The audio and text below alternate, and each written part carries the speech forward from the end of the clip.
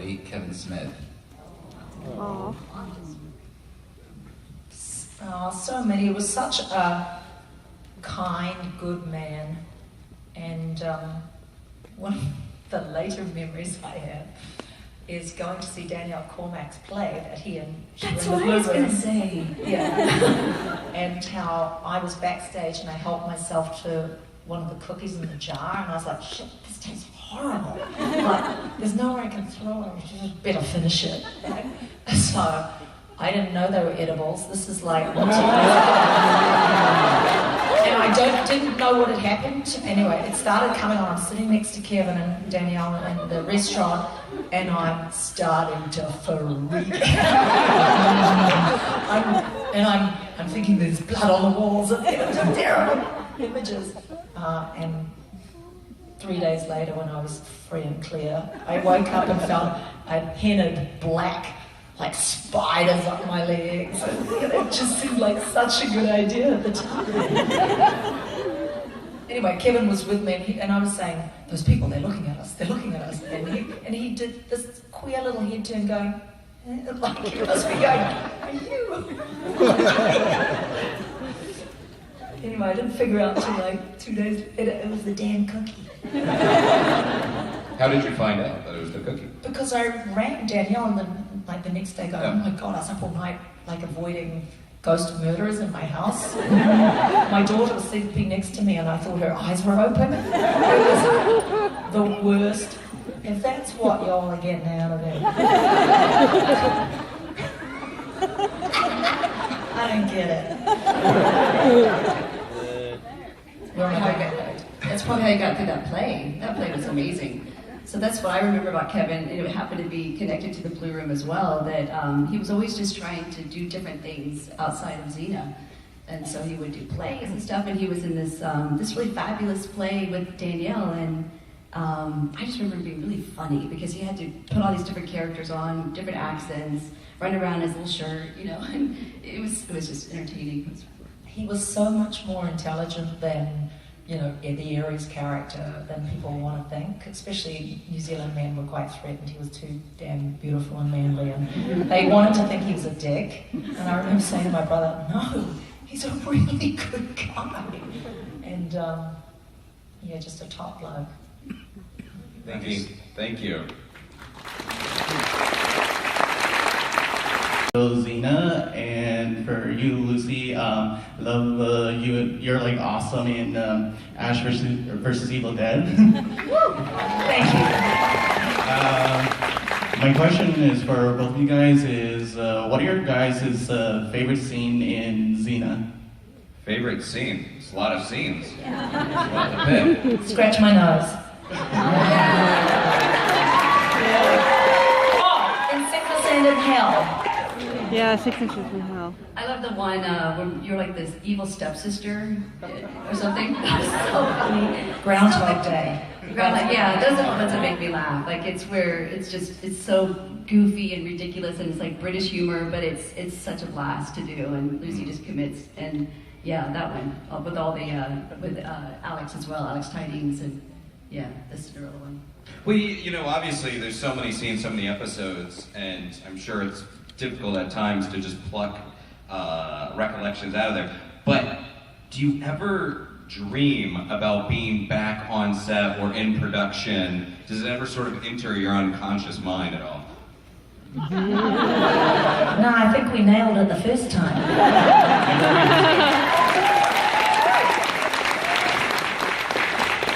Thanks, guys. Thank you. Hello. Hi. Thank you for all the great memories all the way from Beirut, Lebanon, where it was really important to have strong, empowering females on TV. You're both awesome and very inspiring. My question is a bit more general than the gentleman before me. Obviously, there were a lot of good episodes and a lot of story arcs. You went to China, to India, then the Twilight of the Gods, etc. So my question is, do you have any favorite episode or favorite story arc?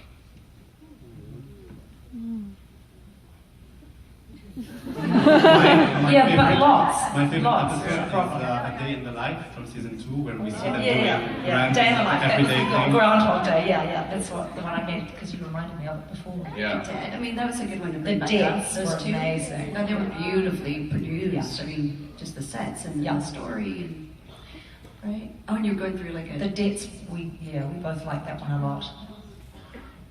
Insignis. Again, there's a lot to pick from.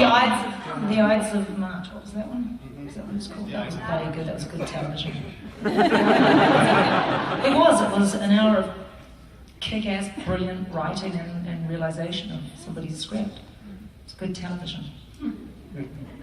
There you go. Thank you.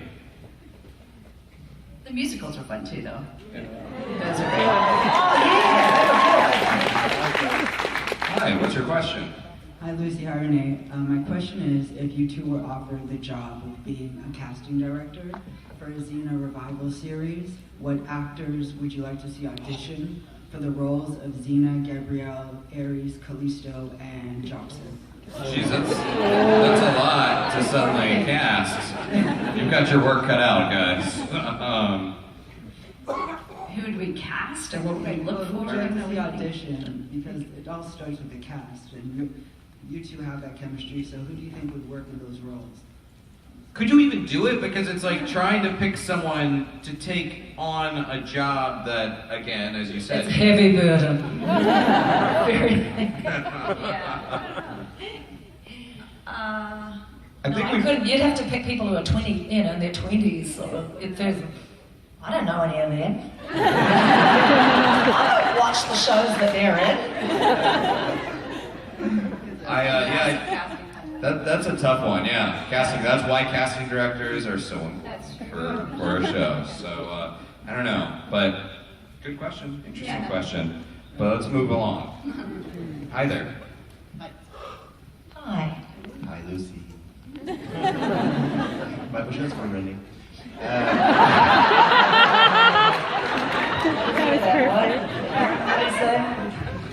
Do you have any fond memories of working on the set of Darkman 2, and how was it to work with the late Larry Drake?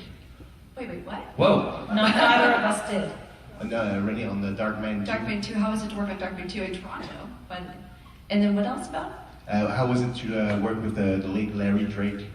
Oh, Larry Drake. Yeah. Larry Drake. Oh my gosh.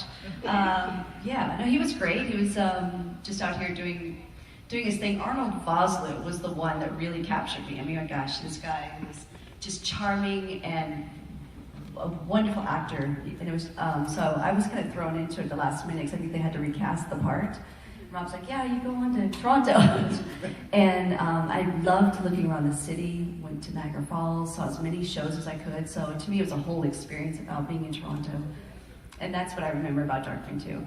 Thank you very much. There you go. Hello.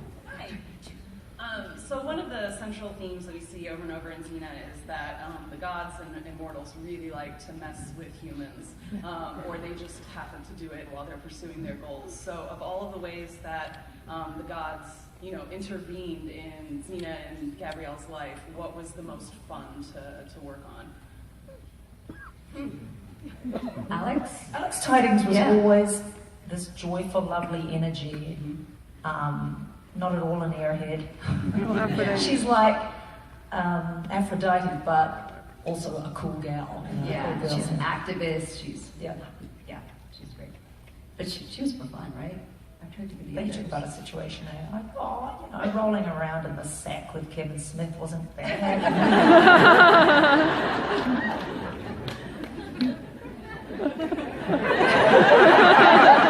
I think that stands One on for the its own. team, girls. Thank you. At its core, what do you think the show was really about? Was it about redemption? Was it a show about outsiders? How do you kind of look back and view the core sort of message or theme of the show? We've talked about that it just attracted people who felt marginalized. But I think that the show was about redemption. It really was. It's about how do you sort of exorcise those demons and move to something bigger and better, which, yeah. Yeah, I think underneath that, redemption is about feeling worthy of a second chance, right? It's about forgiveness and self-worth underneath that. So I think the the very deepest, most fundamental message is about self-worth and self-love, respecting oneself so that you can go and respect others. And everybody finds out that they deserve that. That seems to be what fans take, that they deserved to love themselves, to forgive themselves, to have what they want, to heal themselves, to find love. Woo!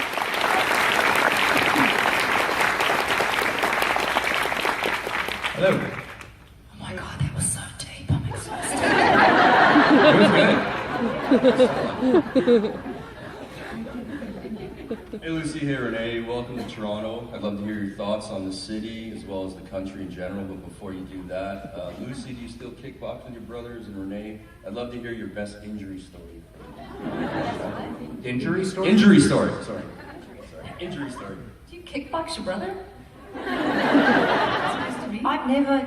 I thought you used to kickbox with your brothers, that's how you got into it. No, that was all these fans coming up to me yesterday, these women going, Xena inspired me to beat the boys up at school, and I was like... Well,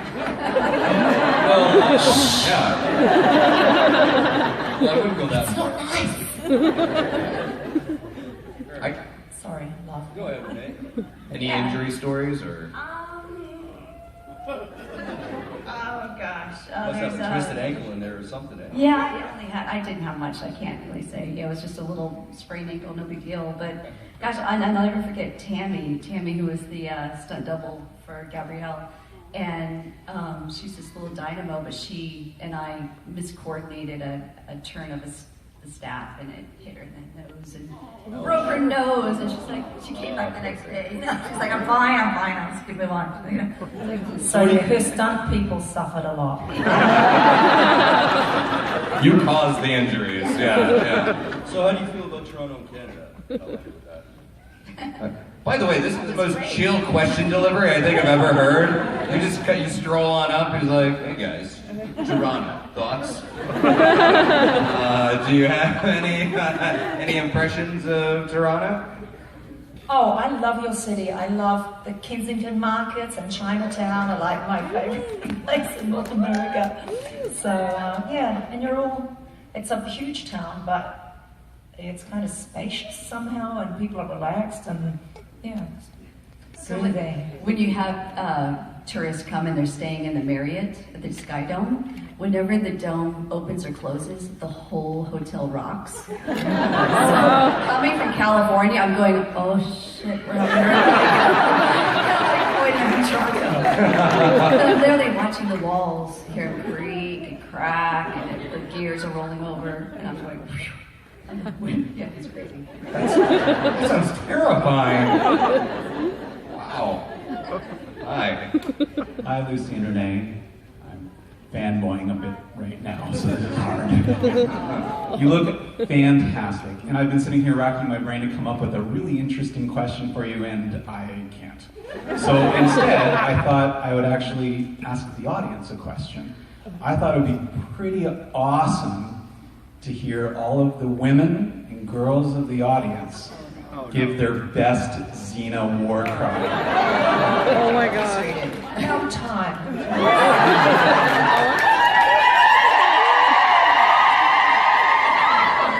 Fellas?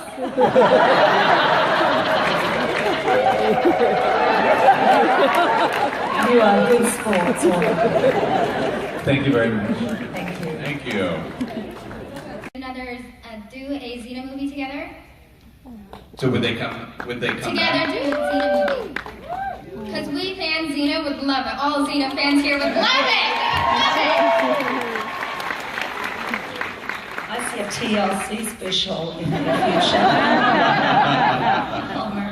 Xena, I would love to do it. I wonder how Renee would feel about doing like a comedy movie. I just wanted to do a comedy movie just one more time, Yeah. right? And get Bruce and Ted back. But I can't figure out if it has to be Xena and all the characters, or if it just has to be the whole group again. That's what I'm trying to figure out. What do y'all think? Either. Call it Dima, like You know what I mean? like on Mag magazine. Yeah, They did yeah. the story of Vima. Oh, so we Vima. should do the Vima. There you go. They just Yeah, it's a character named Vima. Perfect. Yeah. There you go. If you know any producers, let us know. Hi. Hey, so something funny happened a moment ago. During the Q&A, everyone was addressing Lucy and Renee as Zena and Gabby. And my girlfriend said, "Who's Gabby?" So apparently, in the Italian Zena, you are Olympia. So my question is, well, you answered it. You knew that you were Olympia. And Lucy, how would you feel if you had to call Gabby Olympia? I'm completely fine with that. You know what's more shocking is that people were calling us that and we didn't even notice. We just answer to it. Yeah. Thank you. Olympia would get my attention though. Olympia. Thank you. Hi there. I have a sort of a personal question. Back in the time when you first aired, aired on television, was when there was a lot of sexual harassment and other type of incidents among the industry. Did you experience any of that kind of difficulty in your careers? And the second part is, on your show, did you try to use your positions of power, we'll call it, to protect guest stars? Or, I mean, you two were very close, so maybe you protected the two of, you know, just the two of you. She had to protect everyone from me. No, actually, can we just go back to your first question, because that's a really important one. I will tell you regarding sexual predation of any sort in the working place, I have never ever been touched, ever actually, in the workplace in any way that was inappropriate. And I'm not sure this is true, but I think because television is a much more cooperative medium, it's less, you cannot hide that stuff on a, you know, within a working set, because you have to, everybody's needed, nobody's shielded. That stuff happens in, you know, in seclusion. Whereas I believe movies are much more hierarchical and information doesn't go between the hierarchies, right? So I believe that's true. I have, however, had a rather unpleasant experience in a certain country when I was, they try to throw you off a mountain and you sort of come paraponting down, or what do you call it, paragliding? You're on, Yeah. And the guide kind of had a little, got a little feel. And because you're way up in the air, I was like, what? Is he checking my belt? I couldn't kind of figure out what had happened, but that's totally what he did. And in the end, I'm completely discombobulated and weirded out and not sure what happened.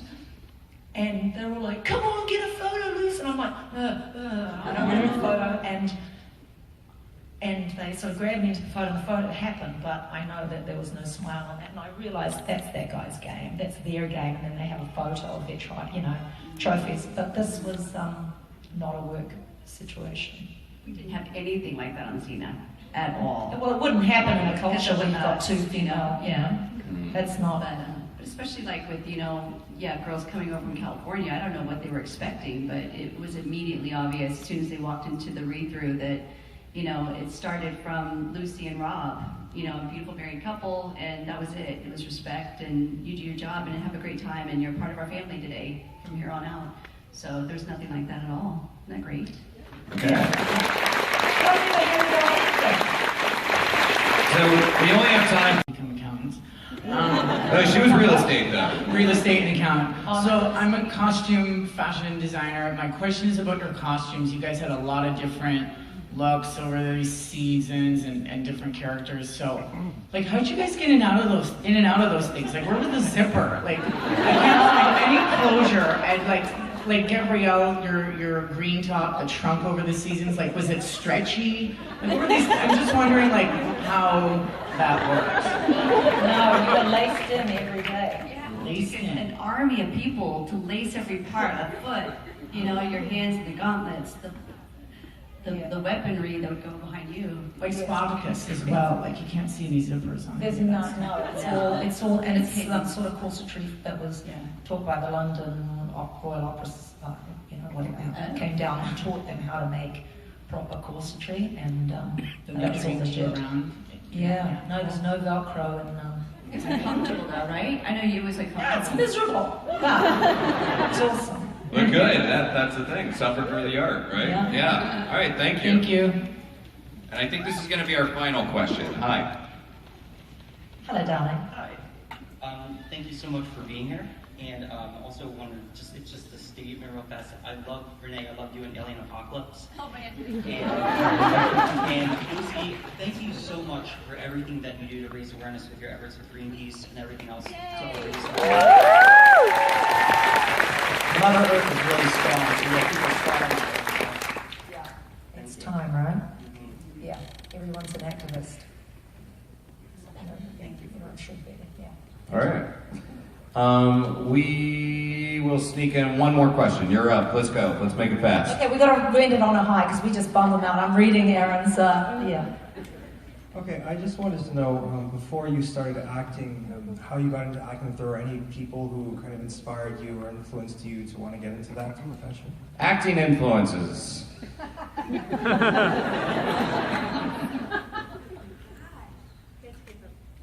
Gotta give me something so we can end on an upbeat note. Jack Klugman, Quincy MD. And I was like, that's what I want to do for my living. I want to be a forensic pathologist. And then I realized, no, I don't. I don't want to go to bloody med school for 100 years. I just can play one on TV.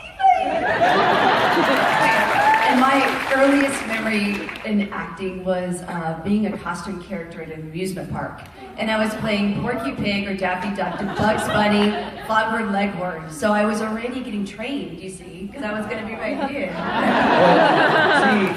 See, Jack Klugman, that's the Xena show I want to see. I want you guys to come back as like the Odd Couple comedy show. Like you guys living together, someone doesn't do their laundry. That's what I want to check out. All right, Fan Expo Canada, you guys are a lot of fun.